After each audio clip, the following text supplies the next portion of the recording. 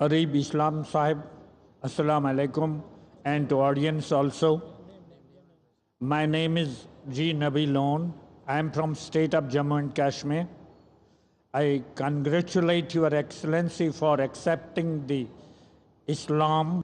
My question is this, that here in our country, very recently, in one of our states, a minister befriended another very exceptionally glamorous lady, and both stalked into the lands of Islam and accepted thereafter Islam, and our ulamas, without doubting them, guided them how to do. What followed thereafter is history. My question is regarding how to, because we face the matters on grassroots level, how to understand the faculty of the doubt of the people who want to convert themselves into Islam by disguise or by attainment of their personal benefits. This is up to ulamas only, who have to understand this problem, how this can be overcome and understood. Thank you very much.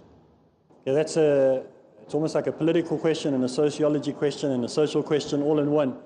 And I don't think I'm really the right person to answer the political and social issues that you need to take up with your politicians in your area and your representatives in your area. But I can tell you how we can improve our hearts. And we can improve our hearts by changing ourselves first. You know, many times we want to tell somebody else how to change, and we look at them and you say, he's not doing this right, and she's not doing that right, and they're not doing it right. We must stop looking at other people, because that shows already that there's something wrong with ourselves. The first step in transition, the first step in change, is to change ourselves. Nelson Mandela in South Africa, when he came out of prison after being oppressed by the apartheid government, by white people like myself or my culture, he came out and the first thing he did was shake hands with a white person. And he went and had tea with a white person. And he spoke the language of the oppressor. And he changed his heart first. And immediately it melted the people around him. The worst woman in South Africa, who was the biggest racist of all racists, that's the very person he went and had tea with. When he came out of jail, he went straight and sat at her house with her husband, and they drank tea together.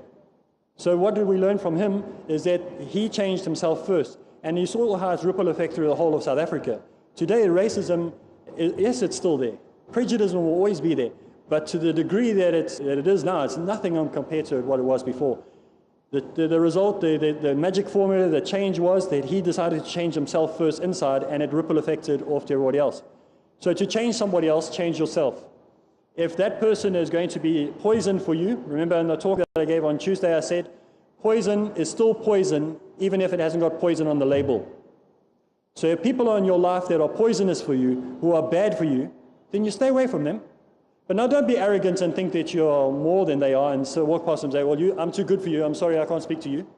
You say to them, I'm on a different path to you. I'm going in a different direction. You're not lying. If somebody wants to take you on a bad path and you want to go on the right path, you say, I can't speak with you today, I'm going in a different direction. He thinks you're talking about a physical direction, but you're talking about a spiritual direction. So if people are not going to change, leave it. You are going in a different direction. Don't let them pull you down. So change yourself, and the others will change around. They will see the change in you, and they'll want to be like you. They'll want to emulate you.